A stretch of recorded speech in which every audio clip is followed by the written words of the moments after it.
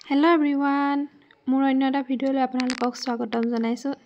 এইফালে মই জেতুকা বিচাৰি গৈছিলোঁ বজাৰত, বেলতলা বজাৰত আকৌ জেতুকা বিচাৰিয়ে নাপালোঁ। গৈ পেলাই আকৌ বৈশিষ্ট্য পালোঁগৈ। বৈশিষ্ট্য বজাৰত পিছে জেতুকা পালোঁ। টেৰাটো খুব কমটি আছিলে, সৰু সৰু তিনিমুঠি আছিলে। একদম শেষত গৈ যেনে তেনেহে পাইছোঁ।